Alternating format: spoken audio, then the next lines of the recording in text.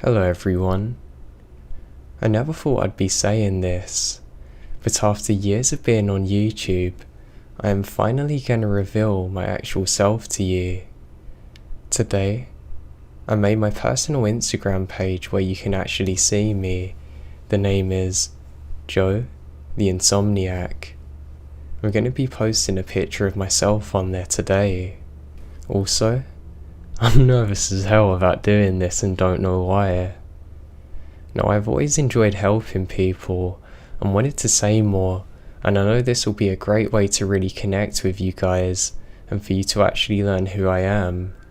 I really think I can do a lot from this, and I'm really excited for this.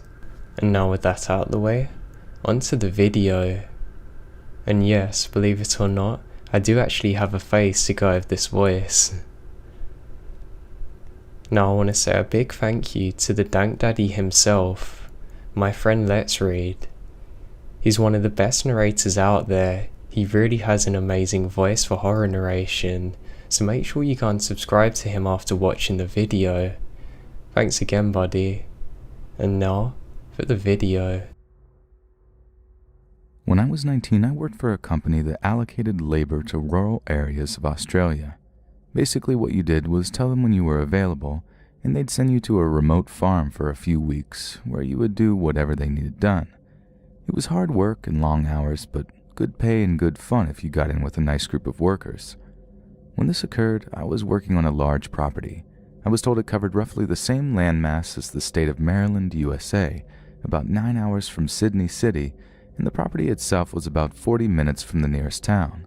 In short, it was in the middle of nowhere.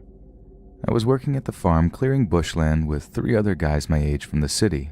Our boss was a guy called Jeremy who owned the farm and supervised us while helping out with the work. He was pretty laid back and was generally really good to us. This summer in particular was very hot and the work was hard. So one day when the temperature hit about 38 degrees Celsius or 100 degrees Fahrenheit, Jeremy decided to give us the afternoon off. He said he knew of a water hole on the farm about a 25-minute drive north.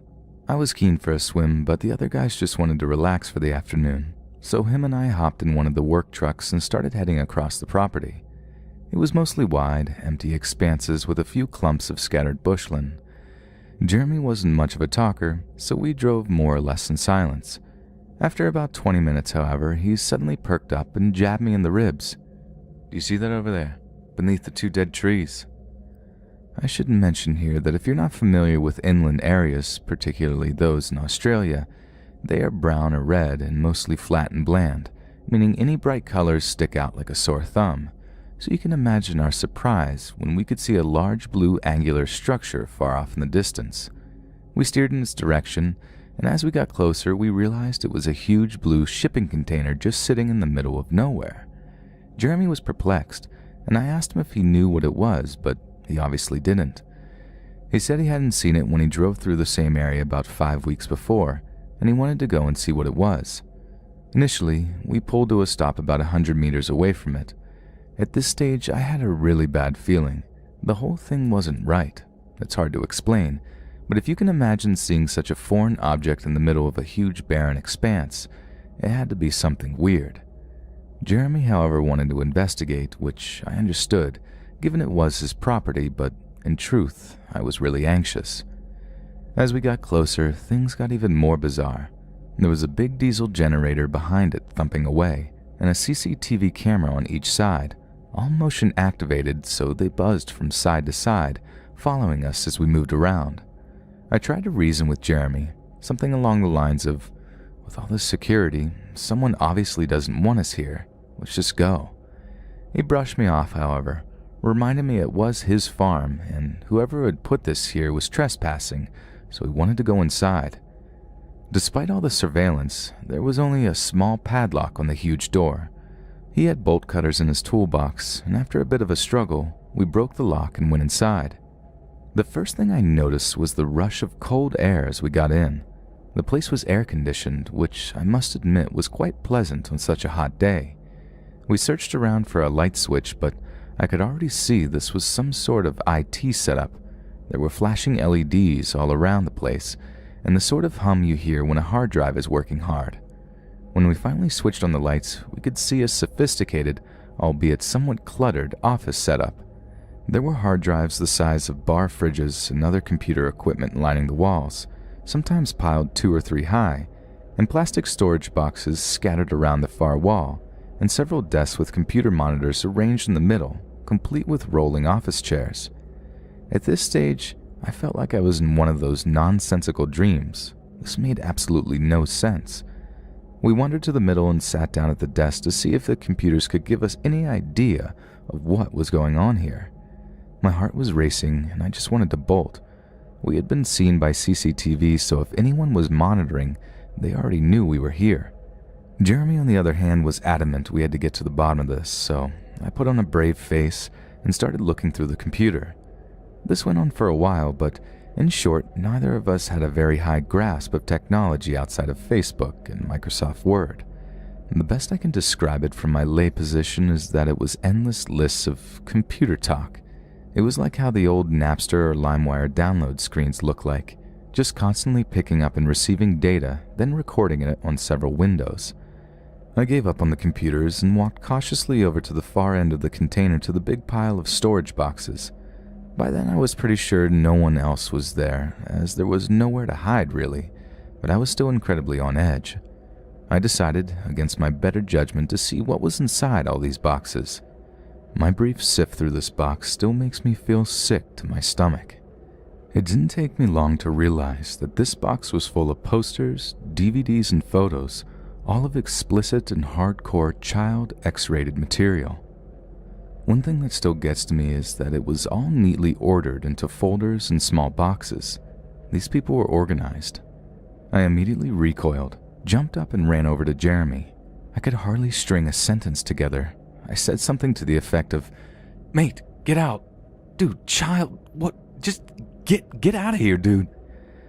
I dragged him out, composed myself, and managed to explain what I saw. We jumped back into the truck and sped back to the house. The farm had no mobile phone reception. We hadn't bought the satellite phone, so we had to get back to the landline to call the police. Once we called them, they still had to make it all the way to the farm from the nearest police station, which was in a town about a half hour from the town closest to the farm. As I mentioned, very remote. We waited, talking frantically about what we'd seen, until the cops arrived almost an hour later. They arrived with 2 4-wheel drives, and we jumped in and led them back. This is where it gets worse. By the time we got back, the container door was open, and there was fire inside. We had only 2 small extinguishers in the cars, and they did very little. The fire department took an hour to get there, which, by that stage, most of the damage was already done. An arson report by the federal police found almost no evidence of the computer equipment described, and only traces of paper and cardboard. This means that whoever ran it knew we were there and had time to come and remove most of it and get away. There were various ways to get off the property, and the landmass was huge, and there was no real way to tail them. Since the police hadn't taken us all too seriously in the first instance, probably due to our poor explanation on the phone, aerial surveillance was also impossible by that time we had pieced it all together. I took a keen interest in following it up, but with no real evidence of who might be responsible, the investigation went cold. I've kept in contact with Jeremy, and the shipping container is still there on the farm, as it's too expensive to move. I'll never forget what I saw in those boxes.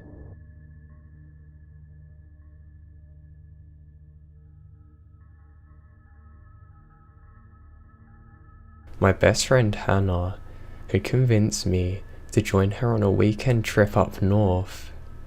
She had, after searching for the longest time, found her dream car and planned on travelling 900 kilometers to the very north of Sweden to buy it. It was a second-hand 2-door Suzuki Vitara in a purplish kind of colour. I must admit that I don't share her obsession with it. Regardless, with her being the closest thing I'll ever get to a sister, I was happy to join her nonetheless. Hannah and I have always had each other, from cradle and onwards. sharing each other's love for adventure. We have travelled the world together. At the time this happened, we're both 21 and had recently returned from a trip in Asia. The man who was selling her the car had agreed to meet us at the small airport in Omar. When we arrived shortly before lunchtime, it began to snow heavily. This was the first snow of the season, no less. The parking lot was almost empty, and I saw the man standing outside the Vitara. When I saw him, I felt immediately concerned. He was dressed like a hunter.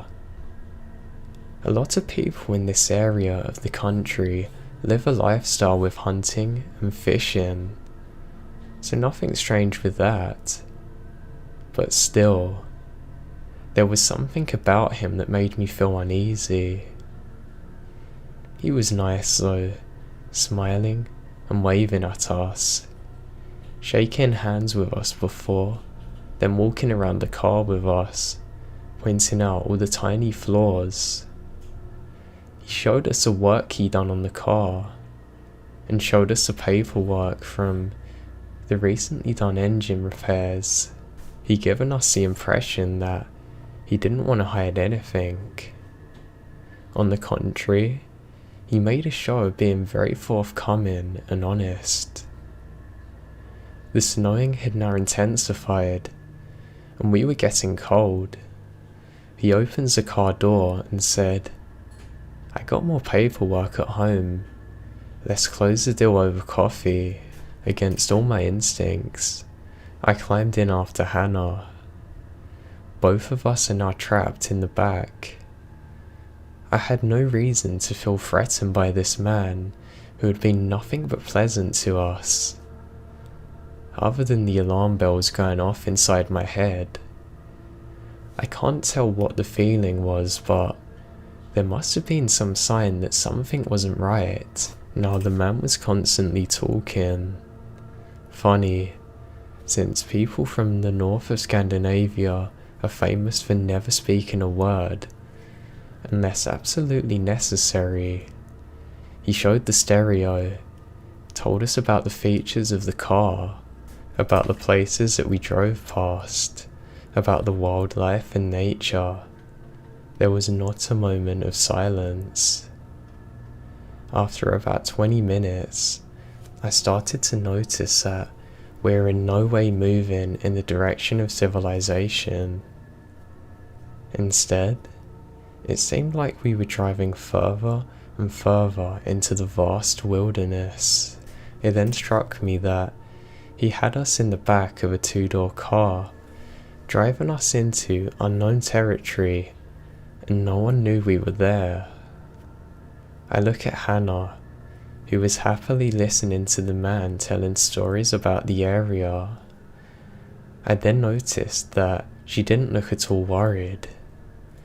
Maybe I was totally overreacting. We drove past a group of people standing by the side of the road, hunters planning their third day, or maybe taking a break. This truly is a very different Sweden compared to the city. The car finally stopped outside a small wooden cottage with no neighbouring homes. Apart from a small cabin that we drove past a few hundred metres down the road, it appeared to be completely abandoned. We followed the man inside. He was still talking non-stop, and continued to do so until the moment the door closes behind us. Hannah kept asking things about the car, and I could sense that her voice had a new undertone now. You could really hear that she's worrying. "I'll put the kettle on," he said, as he passes us to go into the kitchen. He let his hand touch Hannah's hair. He then smiled really weirdly. "May I use your bathroom?" I said politely, and made my way to the door with the little red heart on. I was washing my hands when I saw something in the stained bathroom mirror. There was something hidden away. I pulled out a rolled up plastic folder, and as I began to turn the pages, I felt my blood run cold. It was very explicit imagery, looking like they'd been cut out of magazines. They're glued to paper, surrounded by cut out pieces of handwritten text. When it's all put together, it made a horrifying story about how a woman was lured into a car with the promise of getting to buy the car cheaply. Then it turns to a horror story. I know this sounds silly, but when we travelled together, Hannah and I did have a code word for whenever we felt we're in a situation that we needed to get out of. We never used it, we joked about it, but now it comes in handy. I walk out to the bathroom, looked at Hannah and said, potatoes. We forgot to buy potatoes. And that's too bad, because God, do we need some. Then, the look on my face must have told her that the situation was no joke, and she said, "Oh, should we get some now? The sooner the better." Hannah, always pretty and charming, and capable of great acting, casually walked over to the man in the kitchen, taps him on the shoulder and says, "Excuse me, but I was wondering if I can go have a quick look at the cam belt." He huffed something about it's in good shape, handing the keys over. We got into the car, speeded off faster than the weather strictly speaking allowed. We then left the car at the airport and had to take the train back home.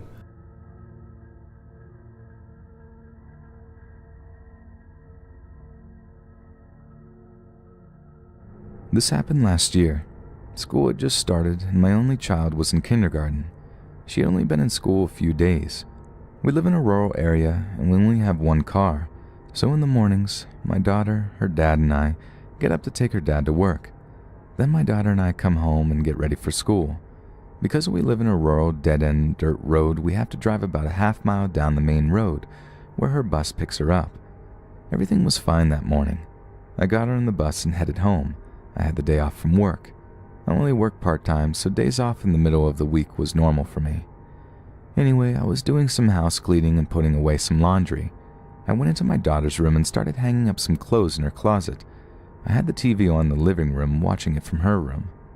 Then I hear what sounds like a soft, muffled cough. I freeze. I have no idea what that was. I have no idea what to do. I'm just standing there, almost paralyzed. My mind is racing. Maybe the cat is outside her window hacking up a hairball. Was I going crazy? Maybe it was the TV. It must have been the TV, right? Yeah, it's probably nothing. At this point, I am standing in a room, holding a shirt and hanger, not moving a muscle. I really have no idea what to do. I then think I should head next door to have my father-in-law check it out. I say out loud, "Screw it." I drop the shirt and hanger and take off running to the house next door. Luckily, my in-laws live in the house right next door, only about a football field away, and my father-in-law is on disability, so he is almost always home. He is in his mid-60s and on oxygen tank most of the time, so I don't really know what I thought he could do to help protect me, but I was just really freaked out and didn't want to be alone, and he was a hunter, and hunters have guns. So I am running faster than I have ever ran before across our yard, and I bust into his back door screaming his name. He comes walking out of the kitchen looking annoyed that I just scared the crap out of him. I am on the verge of tears trying to tell him something is going on at my house, but I also am talking so fast he can't figure out what I am saying. So he tried to calm me down, and I tell him I think someone might be in the house. He asks if I'm sure, and I say yes. I'm begging him to come over and just check it out, and he agrees. He grabs his gun, and we get in his truck and drive over to my house. I wait in the truck with the doors locked while he goes inside. I am freaking out, looking all around me. He is in there for what seems like forever. He finally comes out and asks if I left a pack of Newports in her room right near her bed on the floor. Now, I am a smoker, but I smoke Camels, I have never bought Newports in my life. I tell him no, those aren't mine. His eyes get huge and he gets a really panicky look on his face. He tells me to stay in the truck and call the cops. He hands me his phone and I dial 911. The lady says we have to wait for the state troopers because we don't live in town. They seriously take like an hour to get out to us. I have already called my husband at work. He called his brothers to come and pick me up. He doesn't work far from home, so it only took about 20 minutes for them to show up. My father-in-law, my husband, and his brother are now walking all around in the woods that surround the houses. Nothing. There isn't anyone around besides us. After a while, the state trooper shows up and takes a look around, and he finds nothing as well. He takes the pack of cigarettes, I guess as evidence, and takes my statement along with my father-in-law's statement. He tells us there really isn't anything he can do. I can't tell him what the guy or girl looks like because I didn't see him. There's nothing. Just a sound I heard and some smokes on the floor. Nothing is missing from the house. There isn't anyone there now and it doesn't look like forced entry. Of course, there isn't going to be forced entry. We're in the middle of nowhere. Why would I bother to lock my doors when I leave to go somewhere? I feel like such an idiot, but nobody locks the doors around here.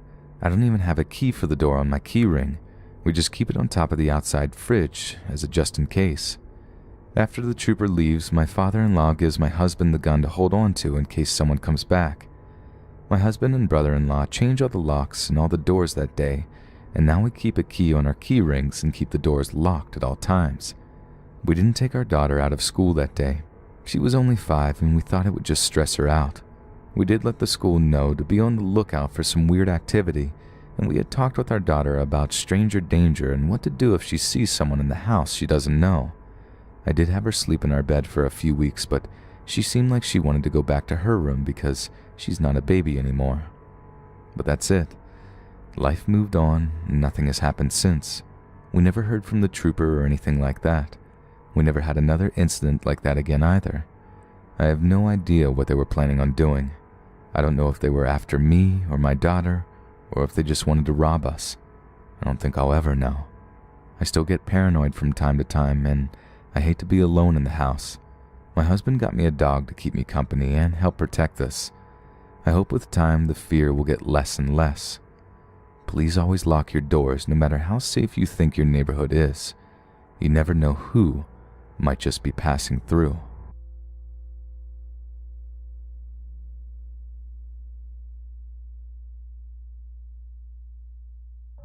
In 2011, my uncle invited me on a trip with him and my 2 cousins.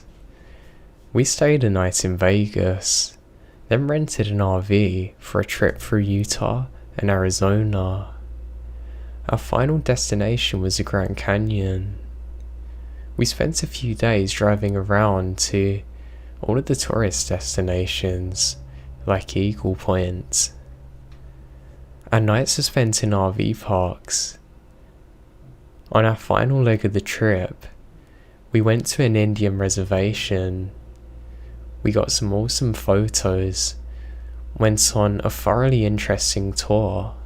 On the last night, we were driving and looking for an RV park to sleep in. We didn't want to go through the main roads, and we had to get somewhere that we could actually stay that wouldn't be freezing. Unfortunately, our phones were giving us problems due to poor signal.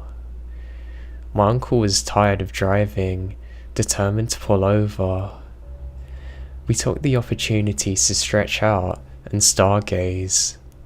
The stars appeared beautiful in the night sky, which are incredibly rural.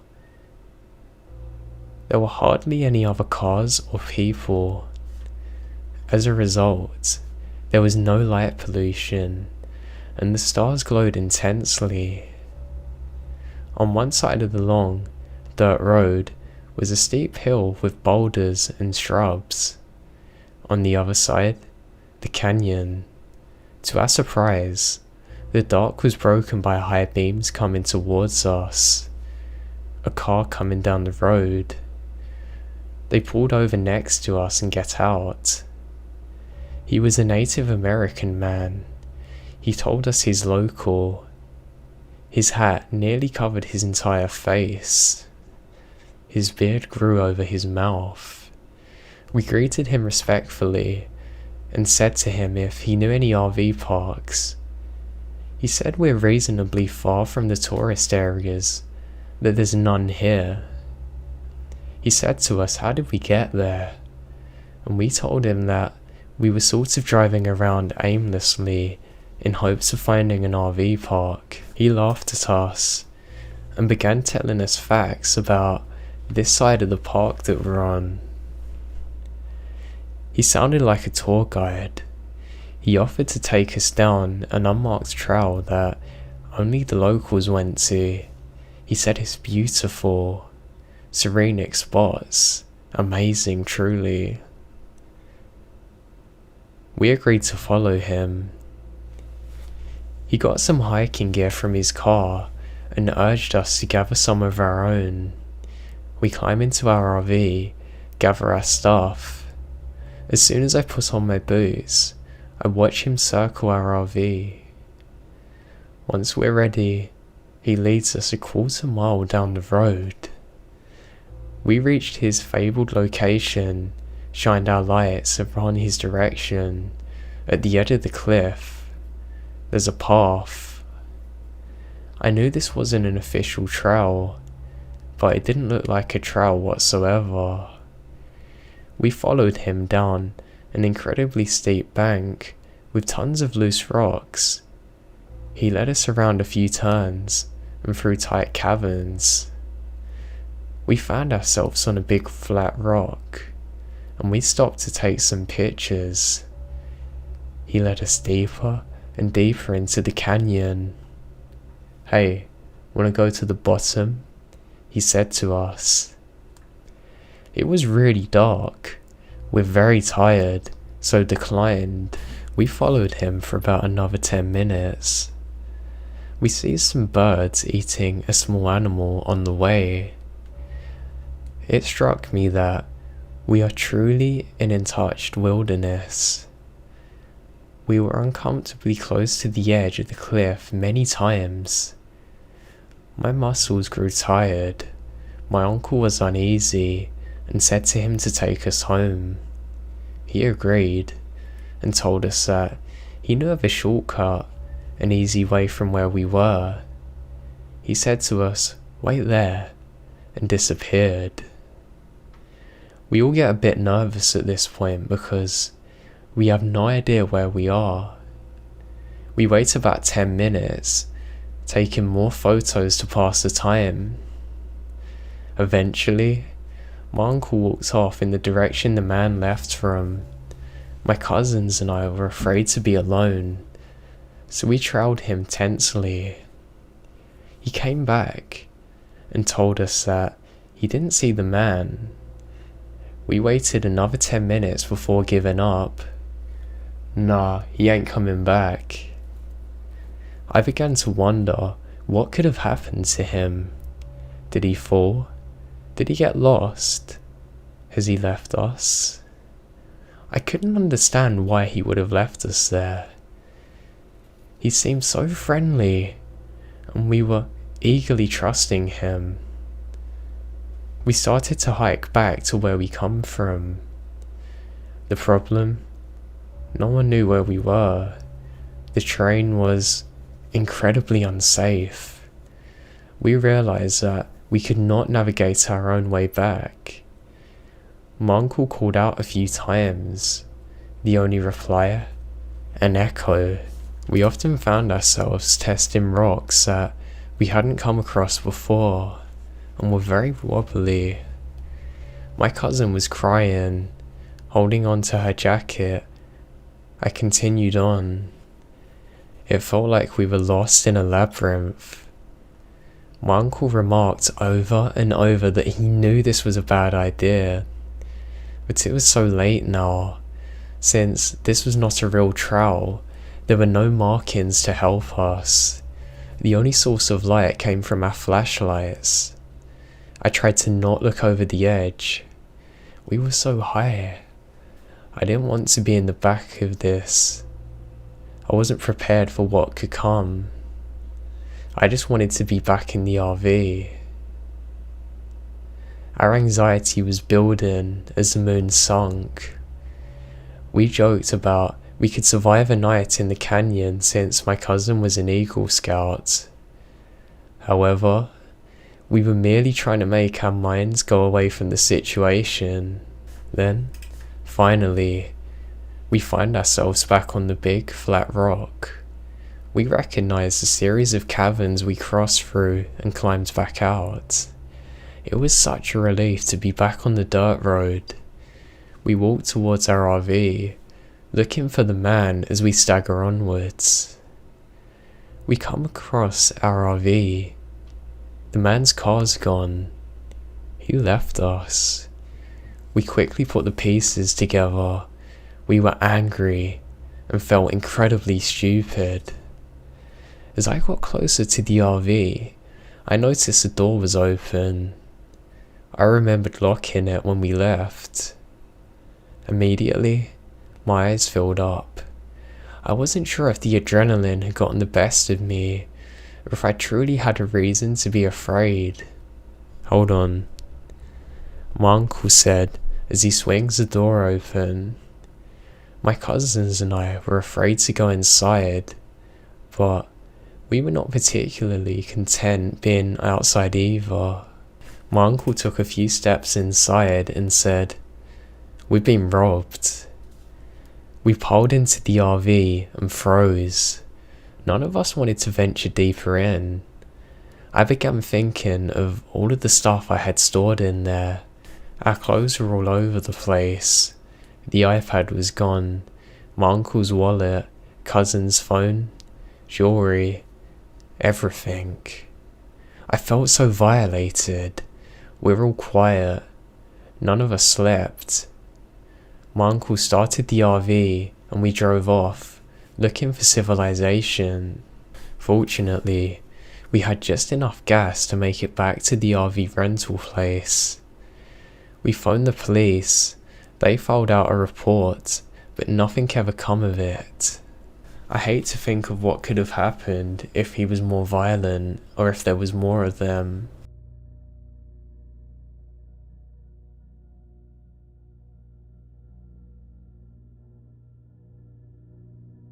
A year or two ago, my boyfriend, his cousin, and his cousin's friend decided to do a 3 to 4 day hike. We planned to do about 15 miles a day and camp out at night. We were so exhausted but not prepared for the heavy packs we would have to carry. So the first day goes okay. We're all exhausted, and my boyfriend and I realize how out of shape we are as we struggle with the heavy packs. We wake up, and my boyfriend's cousin tells us he could have sworn he saw flashlights and heard people walking around our campsite, which made us nervous because we didn't see almost anyone as we hiked the first day. This has nothing to do with the story, but still something I find creepy. The second day, we start hiking again and we slowly make our way, realizing we will not be hiking as far as we would hope, when my boyfriend starts complaining about his foot. His toe is starting to turn black, I guess from the bruising of his boots while we walk downhill. Now, what we were trying to figure out is how we were going to make it to the nearest road to try to get back to the car. After what seems like forever trying to get back to the road using a map and having to cross a river like the mountain men and women we are, finally make it to a road. Now the problem is finding the way back to the car, which is most likely miles from where we are, when a pickup truck pulls over and asks if we need help. We say yes. We need to find a car and ask them which way is the road. They offer a ride and look at all of us individually. They then say, "We'll take the girl," with straight faces. Now, I'm not the best looking girl at the best of times, and especially now I was extra gross from living in the forest for a day and a half. My group all say, no you're not. So my boyfriend and his cousin decide to go with them since there wasn't enough room for everyone. They open the truck's door and out pour empty beer cans. We do not get a good feeling about this, but they go anyway with their hatchets on their belts, just in case. So now my friend and I are sitting on the side of the road when I say, "What if they don't come back?" To which my friend says he memorized their license plate just in case. He is a smart guy, that one. Eventually they come pick us up in our car, telling us how these guys were speeding down these narrow roads and being reckless. so thank God they made it back safe. The hike was a fail, but at least we're still alive, right? I just have no idea what would have happened if only I went with them in their car.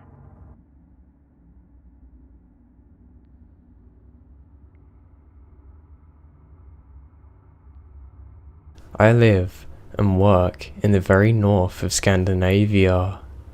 I'm from the Sami people, and my family has always lived a traditional Sami life, until it wasn't possible anymore. Then, the family farm turned into a tourist attraction. Its biggest hit amongst the visitors was the dog sled. We take them out in the evening for a tour with the dogs. We show them the stunning view and stop somewhere for coffee and traditional food over a fire. So one afternoon, one of the guests does not show up for the ride. The others went ahead without him. It was my off day. I was surprised to see the foreign guest hanging around the property. We couldn't figure out why he had not went on the tour with the rest. He was the only one travelling, a bit shy, silent, and appeared to be very lost. I forgot the time, he said to me, looking very disappointed that he missed out on the highlight of the trip. I promised everyone at home to show them a video of this, but it's never happening. He sighed, and I felt bad for him. He was from Japan and saved money for a long time. Okay, I'll show ya, I offered. After all, he did pay a lot to get there, so why not? So it's a beautiful cold night. When we stop for coffee, we see the aurora. And at that moment, something really strange happens. This shy man gets really weird. He starts to touch me. I freak out and tell him not to. He grabbed my hand and pulled me close, trying to get on me. I thought he's psychotic, and the fact that we're in the middle of nowhere, on a lake to be exact, far from people, dawned on me. He had a crazy look in his eyes. He started to act aggressive. I tried pushing him away, but he held onto my arm and started to try and reach for my scarf. He went on about how that he'd always dreamed of coming here, finding his wife, then taking her off. When he tried to throw me to the snow, I screamed. And before he could react, Laika, my husky, had attached herself to his arm and hung on for dear life. The man started to cry and tell me that he was lonely and all he wanted to do was marry me and have lots and lots of kids. I told him that I don't want to get married to him. I said that I'm about to go back now. He can follow if he wants, or if he preferred, he could lie down in the snow and wait for the cold to kill him, and the wolves would go at him. During the ride back, I contemplated if I should call the police or not. You need to realize though that police in this area are non-existent, and something like this wouldn't even warrant them coming, so I never did.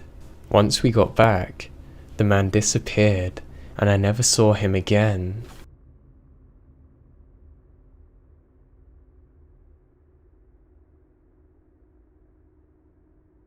This happened like 16 years ago. I was 12 then. I was in the summer camp of my Boy Scout troop, but with both boys and girls. As are all in Spain, scouting here is actually a quite liberal thing. One of the most important activities during the summer camp is what we called the raid, basically going out of the camp to adventurously trek for a couple of days. My friends and I planned an amazing route through a beautiful mountain range called the Pyrenees in the northeast of Spain. 3 days walking, 2 nights sleeping out of the camp. My raid group consisted of 15 boys and girls, all between the ages of 12 and 14 years old. We took food with us, knew how to read a map, how to build shelter, how to search for water, and pretty much anything necessary to survive for a couple of days, so no adults were coming with us, and that doesn't happen anymore. Our plans for the first day were to climb a mountain that was just under 10,000 feet high and sleep by a glacial lake nearly on top of it. It was a long walk from our camp, about 15 miles and quite steep, so at about 1800 we decided we were going to not reach the lake at a prudent time. We found a nice place to build a shelter, did it, and then cooked some dinner. We were in the middle of a beautiful mountain, about 6 miles from the nearest road, and let's add another 5 kilometers more to the closest village. We couldn't have been happier. We still had nearly 2 hours until sunset when we finished our meal, so we thought it was a good idea to send a smaller group to clean dishes and refill water to a spring we had seen while walking. I volunteered to go, and 3 other friends joined. We got a couple of light torches too, just in case, and headed towards the fountain. Night came while we were on our way back to the shelter. We could hear the rest of the group singing and having fun in the distance. Suddenly one of my friends stopped and pointed at something just by the side of our trail. "This wasn't here on our way down. I'm sure of it," he said.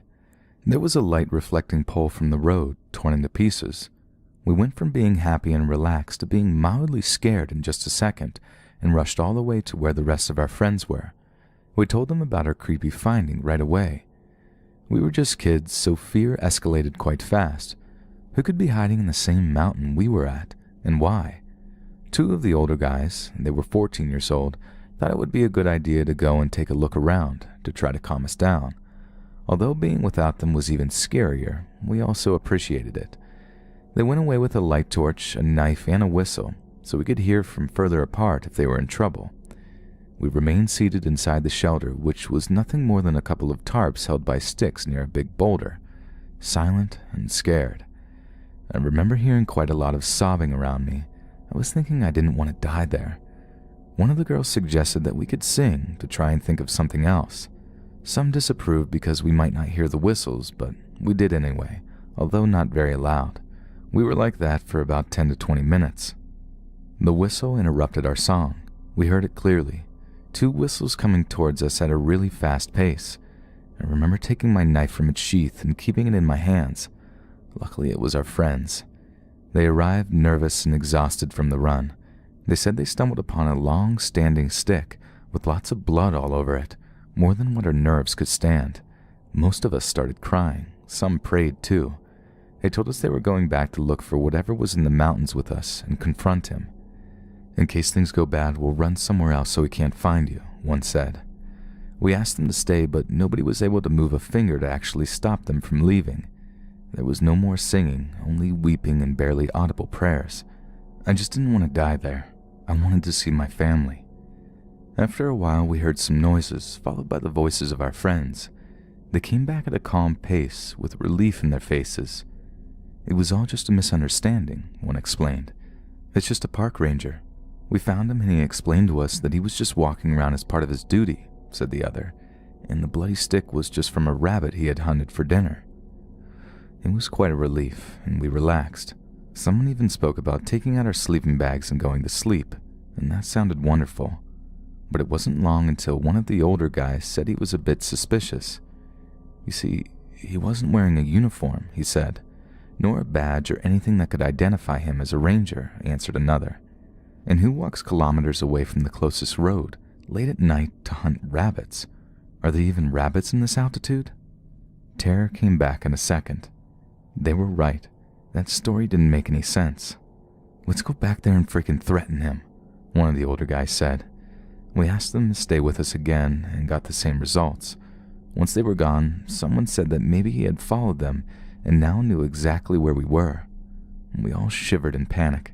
Nobody was paying the slightest attention to anyone else anymore. Nobody cried and nobody prayed. I remember I only had one thought in my mind. I'd rather kill than get killed in this terrible place. We waited seated, silent, and ready to fight for our lives. We all had our knives out and ready. Minutes passed, and suddenly we heard people running and approaching. We heard screams of terror. From the sound, it was obvious there were more than 2 people coming at us. I hadn't been more scared in my life. I hope I could say goodbye to my mom, my dad, and my sister. My knife was ready to stab whoever came close to me. We finally saw our 2 friends running for their lives, being followed by 2 men. They came just at the front of the opening of the shelter and stopped. The two men chasing them did the same, and we could see their faces. They were our camp leaders, who had been following us all the time, but hiding, and the four started laughing at us and asking if we were scared. It was just a joke the entire time. Everyone started crying, and some even had trouble to grasp proper breaths due to anxiety for quite a while. We were all not amused. And only after a couple minutes, the funny four realized what they had done. They had taken 13 children to the point of holding a knife and being willing to kill with it. We obviously relaxed a lot, but our fears became anger. It had been a joke way out of proportion or the most basic of common sense. They spent quite a while saying how sorry they were, but we didn't care. We wanted them to leave us alone. But on the other hand, we were still too scared to sleep on our own, so we reluctantly accepted that they all came to sleep with us. It took them months to regain our trust again. It was the worst night of my life, no doubts. I've never had nightmares about it, but I remember it like it was yesterday. Now that I'm older, I always like to think of what would have happened if two guys had been there to kill us. We were children, sure, but armed and ready to defend ourselves if need be. I'm a journalist, so I can't help but think of some headlines. 2 murderers stabbed to death in the mountains by 13 children. Things were a lot different back then, and the Scouts has definitely changed for the better.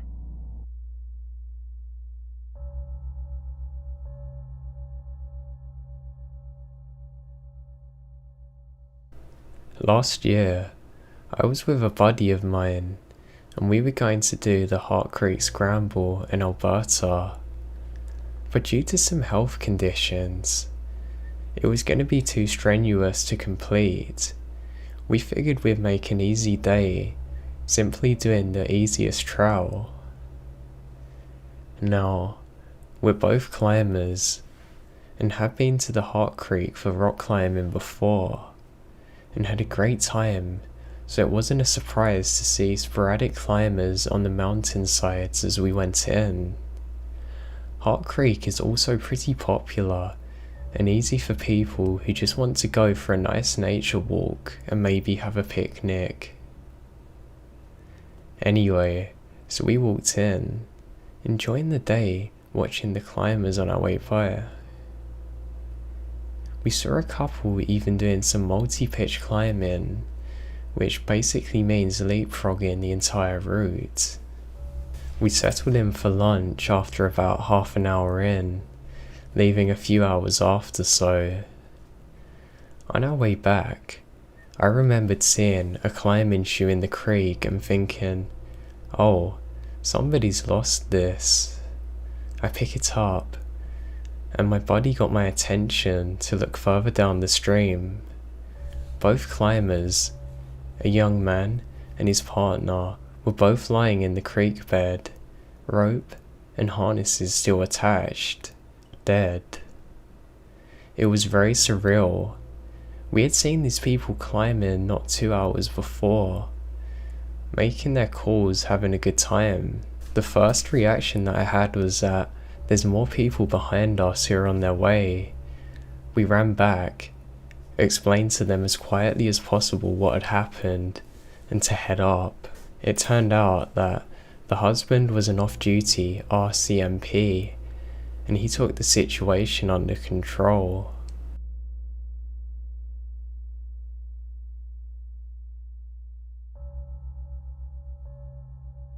This happened to my father and my mother years before I or my older brother were born, but even for not being there, the story sends chills down my back. A few years after my father had graduated from CSU, my mother had graduated from TCU, and they both had jobs at a small company in Fort Worth, Texas. Having met a few company parties and hitting things off a few years later, they finally got married, and my father got a job in Colorado for a small but growing engineer company. So off they go, packing up and moving from Fort Worth, Texas to Colorado. Getting in a car with their few belongings, they start to make their way to Colorado. Now, I'm not sure why they took the road they did, but instead of a larger interstate highway, my father and mother decided to take a smaller, not-so-traveled one on a highway on their final stretch back to my father's hometown to catch Highway 14 to their new home. Having driven all day and it being the middle of the night, My father had the idea of pulling off to the side of the road to sleep for a few hours before waking up and finishing out the journey. There were no rest stops on this highway, so it was either side of the road or nowhere to rest. My mother agreed, but maybe 20 minutes after stopping and trying to get some sleep, my mother didn't feel comfortable and decided instead of sleeping here, she would drive while my father rested, and when he woke up, she would rest a while he took over. Just to reiterate, this is a not-so-traveled highway. There are no lights, and my parents are in the middle of nowhere, and the nearest city or town is miles away. Not a mile or two down the road, my mother notices something on the side of the road, and as she gets closer, notices a single man in the middle of nowhere, with no lights or anything, just walking on the side of the road in the direction of where my parents were just parked. There was no car broken down farther up the road, and there was nothing in miles to justify why this man would be walking on the side of the road. My parents don't bring it up much, but they have wondered what would have happened if they had both fallen asleep in their car that night, with a man walking on a stretch of road that can kill you from thirst. Strangers out there are strange indeed.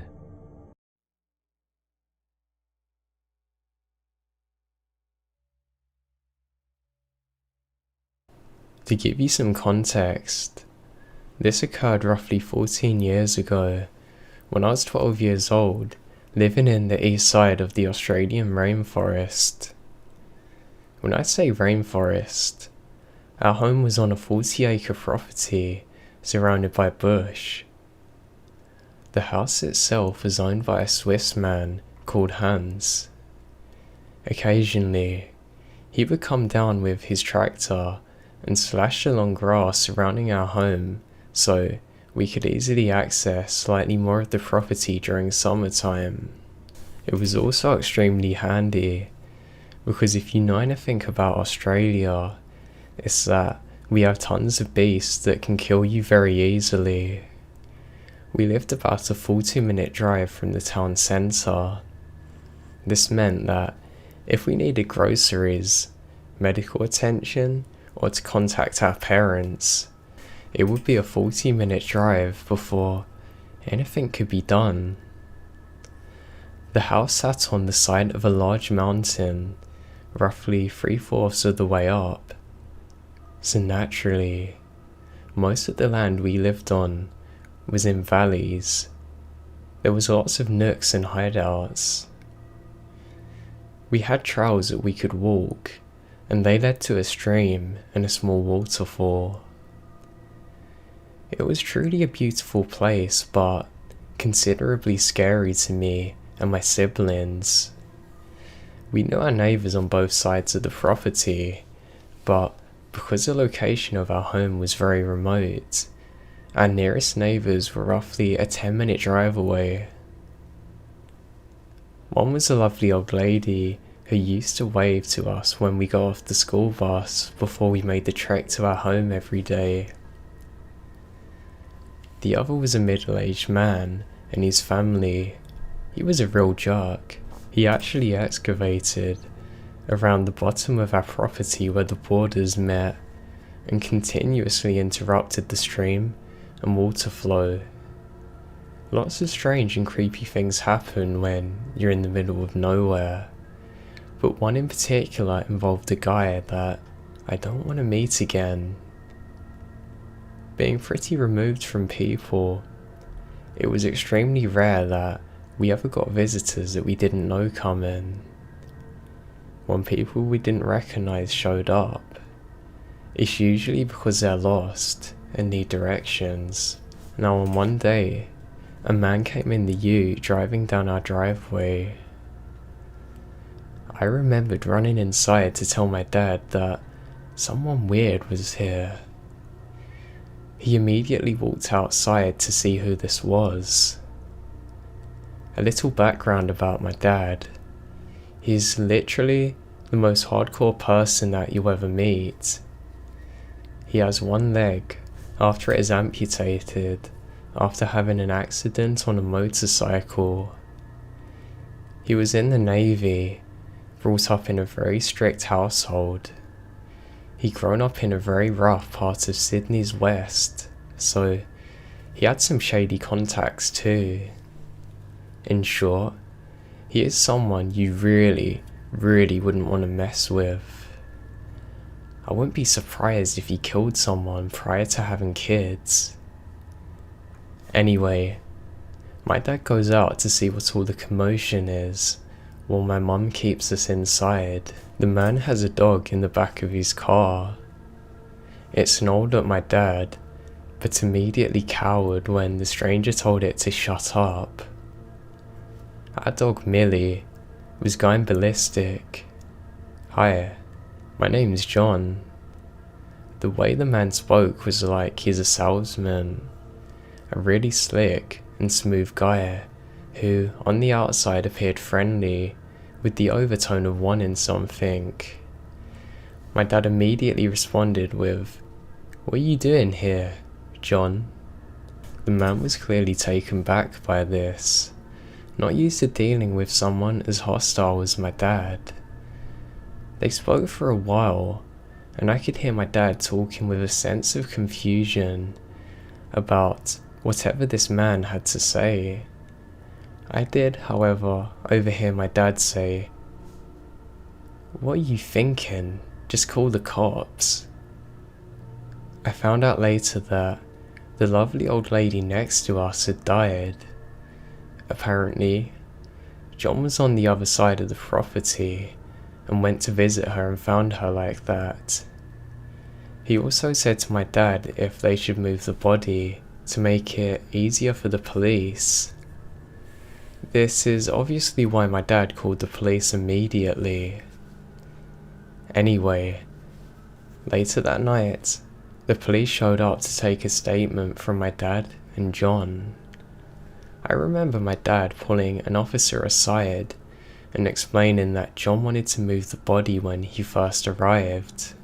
The police left almost immediately without any questions, as it appeared she had died from natural causes. John was still at our home. I found him to be very unsettling, the way he smiled, the dark of his eyes. He was unfamiliar, but acting as though he was one of us. I remember it as a school night, and I was trying to watch the TV. He was playing songs on the guitar with my mum and dad at the table. I was annoyed. He's ruining my shows. I told my mum I wanted him to go and that I think he's weird. She smiled, saying go to bed. The next day, things are normal. I went to school, come home.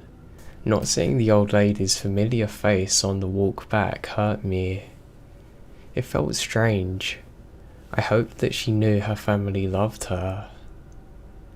I was a bit sad on the walk home too, until halfway down the driveway, I noticed John's ute parked out the front of the home again. As I come closer, I'm greeted by his dog. He walked outside with my dad, and I heard him call Rusty to his car when he was leaving. Apparently, he was borrowing tools from my dad. He left, waved goodbye like he was someone that I was gonna miss. Again, that sense of over-familiarity made me feel uncomfortable. I don't know this man. I really didn't like him. I was hoping he would never come down our driveway again. My dad then pulled me aside and said, "What do I think of John?" I said he's a weirdo and told my dad that I was hoping he wouldn't return. For the second night in a row, he was sitting in our home playing guitar, annoying me, and my mum and dad are visibly unimpressed by the situation. I then heard my mum and dad argue about having him around, until eventually my dad said to leave, as it's time for us to go to bed. He insisted it's early, and tried to make an excuse to let him stay. I found that odd. I was polite enough to know when somebody didn't want me around, so why didn't this man? Or if he did know why, Why is he not leaving? After ushering him out, my mum and dad have a big talk in their room, and my dad told us that he didn't like John and that he was going to ask him not to come over anymore. The next was a free Saturday, so we're going to blow up our cheap inflatable pool and go for a swim. It's around 11 AM now, and the sound of a car thundering down the driveway alerts me. I go back. I run inside to tell my dad that John's here. Just like the first time that I ever laid eyes on John, my dad goes outside with my mum and I indoors. We're watching and listening through a screen door. John again, and his weird overfamiliar smile and dark eyes, greets my dad. Look mate, I don't know what you think you're doing here. I don't want you here. You scare my kids. Don't come back. Understand? I didn't hear John's reply. From the tone of his voice, it sounded as though he's confused and tried to reason with my dad. My dad's having none of it. I told him to go away or the cops will be called. My dad then says, "Don't come back or you'll be sorry." This is where things get truly weird. As my dad lays out this subtle threat on the man, his face completely changes to one of rage. He glares at us, throws stuff, and drives quickly shouting profanities, churning up all the gravel.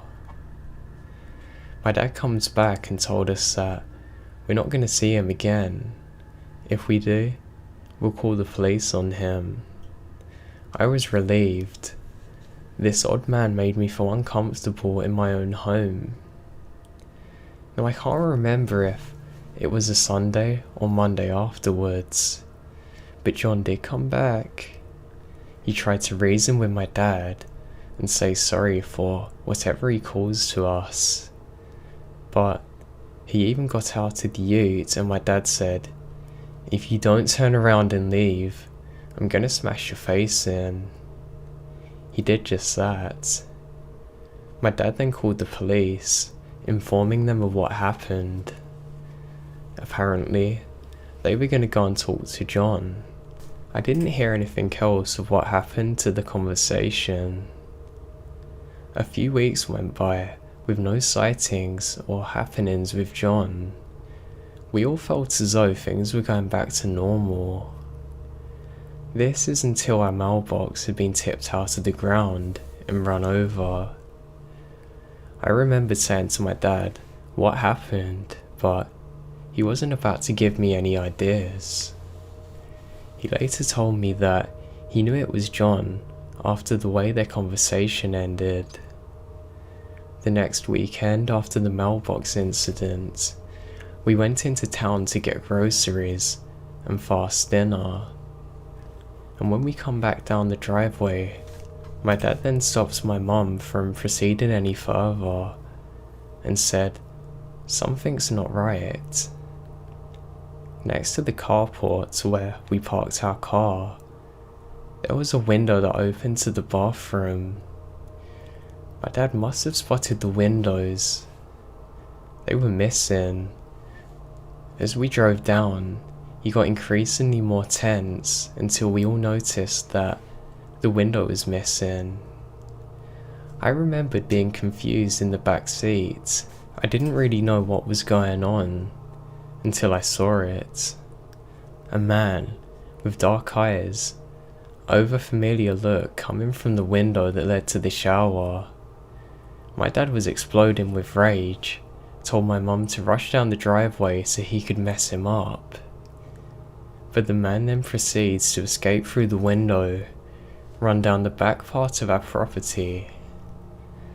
My dad, only being on one leg, let Millie loose so she could go ballistic. She races down to him into the darkness. She came back with nothing though. My dad went out with a flashlight but couldn't find anything either.